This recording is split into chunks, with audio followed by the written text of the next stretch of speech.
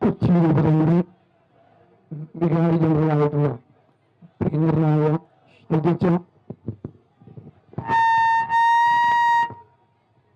കൊല്ലം രൂപതയുടെ വികാരി general monsignor Baiju Julian, RCC general secretary reverend doctor Jiju Adakkathara, KLCC vice president Joseph Jude, KLCS സംസ്ഥാന president advocate Sherry, പ്രിയപ്പെട്ട വൈദിക സഹോദരങ്ങളെ, പ്രിയപ്പെട്ട ബഹുമാനപ്പെട്ട സിസ്റ്റേഴ്സ്, ഏറ്റവും പ്രിയപ്പെട്ട നമ്മുടെ ഈ തീരദേശത്ത് ആയിരിക്കുന്ന, തീരദേശത്തോട് ചേർന്ന് നിൽക്കുന്ന മാതാപിതാക്കന്മാരെ, സഹോദരന്മാരെ, മാധ്യമ പ്രവർത്തകരെ, ഈ ലോകത്തിൽ മുഴുവൻ നന്മ വേണമെന്ന് പ്രതീക്ഷിക്കുന്ന സഹോദരന്മാരെ, നിങ്ങൾക്ക് എല്ലാവർക്കും ഇന്നത്തെ ഈ ദിവസത്തിന്റെ എല്ലാവിധ നന്മകളും ആദ്യമേ തന്നെ നേരുകയാണ്.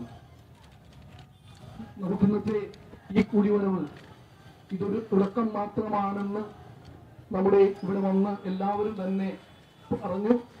ഇത് മാത്രമല്ല, ഇത്രയേറെ വൈദികര് ഇന്നിവിടെ വന്നിരിക്കുന്നത് നമ്മുടെ ഈ മക്കളുടെ എല്ലാവരുടെയും കണ്ണീരകറ്റുവാൻ ഞങ്ങൾ എല്ലാവരും കൂടെയുണ്ട് എന്നുള്ള ശക്തമായ ഭാഷ പറയുവാൻ വേണ്ടിയാണ്.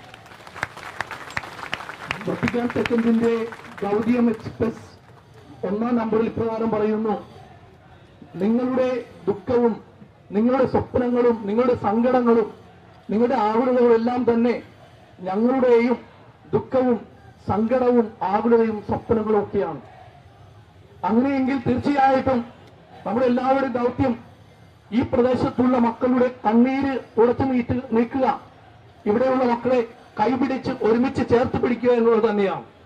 ആയതിനാൽ ഇന്നിവിടെ ആയിരിക്കുന്ന, ഇന്ന് പക്ഷം ചേരുന്ന നിങ്ങളോട് എല്ലാവരോടും ഏറ്റവും സ്നേഹപൂർവ്വം ഈ നന്മയ്ക്ക് വേണ്ടി, നമ്മുടെ ഈ കുഞ്ഞുമക്കൾക്ക് വേണ്ടി, ഇവിടെയുള്ള എല്ലാ മക്കൾക്കും വേണ്ടി നമുക്ക് ഒരുമിച്ച് കൈകോർക്കാം എന്ന് ഞാൻ ആഹ്വാനം ചെയ്യുന്നു. നിങ്ങൾക്ക് ഇവിടെയുള്ള കാര്യത്തെക്കുറിച്ച് കൃത്യമായിട്ട് അറിയാം. എറണാകുളം, ആലപ്പുഴ തീരപ്രദേശങ്ങളിലെ മത്സ്യത്തൊഴിലാളികൾ ഉൾപ്പെടുന്ന തീരദേശ ജനത ദുഃഖത്തിലാണ്. കടൽ ഭിത്തി തകർന്ന് കടൽ ജലം കയറി ഭവനങ്ങളും ജീവനും ജീവനോപാധികളും നഷ്ടപ്പെട്ട ജനത സങ്കടപ്പെടുമ്പോൾ അവരോടുകൂടെ ആയിരിക്കുക എന്നുള്ളത്, അവരോടുകൂടെ ഉണർന്നെഴുന്നേൽക്കുക എന്നുള്ളത് നമ്മളെല്ലാവരുടെയും ദൗത്യമാണ്. തീരശോഷണത്തെ കുറിച്ച് നിരവധി പഠനങ്ങൾ നടത്തിയിട്ടുണ്ട്. അതിനെക്കുറിച്ച് എന്താണെന്ന് തിരിച്ചറിയാനായിട്ട് ജില്ലാ അധികാരികൾക്കും സംസ്ഥാന അധികാരികൾക്കും അതുപോലെ കേന്ദ്ര ഭരണകർത്താക്കൾക്കും കഴിയുമെന്ന് തന്നെയാണ് നമ്മളെല്ലാവരും പ്രതീക്ഷിക്കുന്നത്. നേരത്തെ ജിജോച്ചൻ സൂചിപ്പിച്ചതുപോലെ ഇതൊരു മഴക്കാലത്തെ അല്ലെങ്കിൽ ഒരു പ്രതിഭാസം മാത്രമല്ല, നമ്മുടെ ഓരോ സമൂഹത്തിനും ഓരോ മക്കൾക്കും വേണ്ടി ഒരുമിച്ച് നിൽക്കുന്ന ഒരു വലിയ ഒരു തുടക്കം മാത്രമായിട്ട് ഇതിനെ കാണുവാനായിട്ട് ഞാൻ പ്രതീക്ഷിക്കുകയാണ്. അതിനുള്ള സത്വര ഒരു പ്രവർത്തനമാണ്, ചടുലമായ പ്രവർത്തനമാണ് ഇന്ന് ഇവിടെ BOT സെന്ററിൽ നടക്കുക. പ്രത്യേകിച്ച് തീരശോഷണത്തിന് സ്വാഭാവികമായ കാരണങ്ങളുണ്ട്, അതുപോലെ തന്നെ കൃത്രിമമായ കാരണങ്ങളുണ്ട്. സ്വാഭാവികമായ കാരണങ്ങൾ നമുക്കെല്ലാവർക്കും അറിയാവുന്നത് പോലെ തന്നെ കാലാവസ്ഥ വ്യതിയാനം, അതിശക്തമായ തിരമാലകൾ, ന്യൂനമർദ്ദം, അതുപോലെ ചുഴലിക്കാറ്റ്, പിന്നീട് വല്ലപ്പോഴൊക്കെ അല്ലെങ്കിൽ ശക്തമായിട്ടുണ്ടായ സുനാമി പോലെയുള്ള സംഭവ വികാസങ്ങൾ. എന്നാൽ അതിനേക്കാൾ ഉപരിയായി കൃത്രിമമായി മനുഷ്യരുണ്ടാക്കുന്ന ചില പ്രതിഭാസങ്ങൾ അല്ലെങ്കിൽ പ്രവർത്തനങ്ങളുണ്ട്. അത് നിർമ്മാണത്തോട് അനുബന്ധിച്ചുള്ള പ്രവർത്തനങ്ങളാണ്.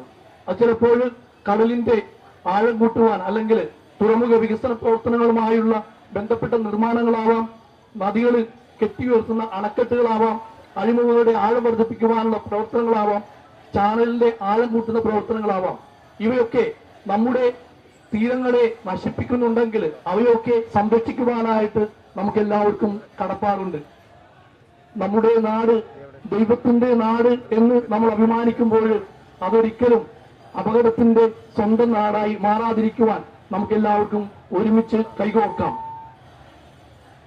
പഠനത്തിൽ നിന്നും മനസ്സിലാക്കുന്നത് 549.50 കിലോമീറ്റർ കടൽ തീരമുള്ള ഒഡീഷ 51% നിക്ഷേപം നടത്തിക്കൊണ്ട് കടൽ സംരക്ഷിക്കുവാൻ ശ്രമിക്കുമ്പോൾ 1027.58 കിലോമീറ്റർ കടൽ തീരമുള്ള ആന്ധ്രാപ്രദേശ് 42% നിക്ഷേപം നടത്തി സംരക്ഷിക്കുവാൻ ശ്രമിക്കുമ്പോൾ 592.96 കിലോമീറ്റർ തീരമുള്ള കേരളം 21% മാത്രമാണ് നിക്ഷേപം നടത്തി തീരം സംരക്ഷിക്കാൻ ശ്രമിക്കുന്നത്. എന്ന് പറഞ്ഞാൽ ഇനിയും ഉണർന്ന് പ്രവർത്തിച്ചില്ലെങ്കിൽ നമ്മുടെ തീരങ്ങളൊക്കെ നശിഞ്ഞു പോകാനായിട്ട് നാമാവശേഷമായി തീരുവാനുള്ള സാധ്യതയുണ്ട്. എറണാകുളം ജില്ലയിൽ ചെല്ലാനം മുതൽ ഫോർട്ട് കൊച്ചി വരെയുള്ള 17 കിലോമീറ്റർ തീരപ്രദേശം ശരിയായ രീതിയിൽ കടൽ ഭിത്തി നിർമ്മാണ പ്രവർത്തനങ്ങൾ നടക്കാത്തതിനാൽ ആളുകൾക്ക് ഒരുപാട് ബുദ്ധിമുട്ട് വരുന്ന രീതിയിൽ കടലാക്രമണം നടക്കുന്നുണ്ടെന്നുള്ളത് നമുക്ക് അറിയാവുന്ന കാര്യമാണ്. ഇതിന് പരിഹാരം നടത്തുവാനായിട്ട് ജില്ലാ ഭരണകൂടത്തോടും സർക്കാരിനോടും ആവശ്യപ്പെട്ടിട്ടുണ്ട്. പ്രത്യേകിച്ച് KLCA നേതൃത്വത്തിൽ കഴിഞ്ഞ ദിവസങ്ങളിലും പ്രത്യേകമായിട്ട് 2021 മുതൽ KLCA എന്നും മുന്നിൽ നിന്നുകൊണ്ട് ഇതിനുവേണ്ടി ശക്തമായി പരിശ്രമിച്ചതിന് ഫലമായിട്ട് ഹൈക്കോടതി ഇടപെട്ട് അത് ശരിയായ രീതിയിൽ നടത്തുവാനായിട്ട് താല്പര്യപ്പെട്ടു. പോർട്ട് ട്രസ്റ്റും തങ്ങളുടെ പങ്ക് വഹിക്കുവാനായിട്ട് സാധിക്കുമെന്ന് യഥാർത്ഥത്തിൽ നമുക്ക് തിരിച്ചറിവുണ്ട്. കടലിന്റെ ആഴം മുട്ടുവാനായിട്ട് നേരത്തെ ജിജുവച്ചൻ സൂചിപ്പിച്ചതുപോലെ 100 മുതൽ 150 കോടി വരെ ചെലവിടുമ്പോൾ ഈ മണ്ണെടുക്കുമ്പോൾ ഈ മണ്ണ് നമ്മുടെ പ്രദേശത്ത് നശിച്ചു പോകാതിരിക്കാൻ വേണ്ടി അല്ലെങ്കിൽ നമ്മുടെ പ്രദേശത്ത് തീരദേശത്തെ ബ്യൂട്ടിഫൈ ചെയ്യുവാൻ വേണ്ടി അത് തിരിച്ചു കൊണ്ടുവന്ന് നമ്മുടെ തീരങ്ങളെ സംരക്ഷിക്കുവാനായിട്ടുള്ള കടപ്പാട് കൂടി പോർട്ട് ട്രസ്റ്റിനുണ്ട് എന്ന് ഇത്തരണത്തിൽ ഞാൻ ഓർമ്മപ്പെടുത്തുന്നു.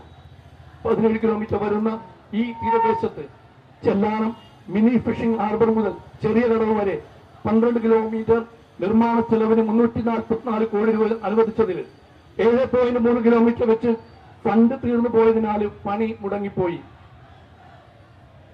ഹൈക്കോടതി ഇടപെട്ടതിനെ തുടർന്ന് 1.25 കോടി ചെലവഴിച്ച് 961 മീറ്റർ ഭാഗത്ത് ജിയോ ബാഗ് നിരത്തി തൽക്കാല തീര സംരക്ഷണം നടത്താമെന്ന് സർക്കാർ വാഗ്ദാനം ചെയ്തിട്ടുണ്ട്. പക്ഷേ കണ്ണമാലി, ചെറിയ കടവ്, കാട്ടിപ്പറമ്പ്, ചെല്ലാനം തുടങ്ങിയ ഭാഗത്തെ അതിരൂക്ഷമായ കെടുതികൾക്ക് ശാശ്വതമായ പരിഹാരമാണ് വേണ്ടത്, താൽക്കാലികമായ പരിഹാരമല്ല.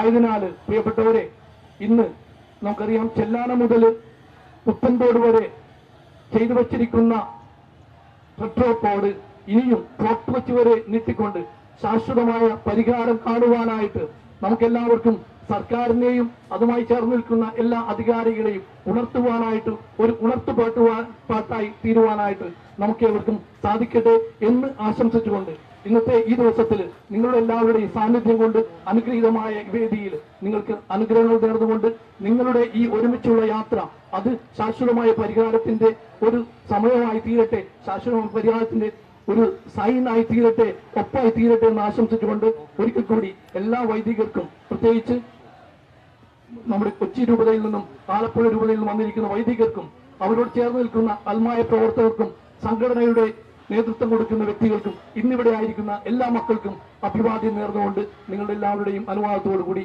ഈ സമാപന സന്ദേശം ഞാൻ ഉദ്ഘാടനം ചെയ്തു കൊള്ളുന്നു.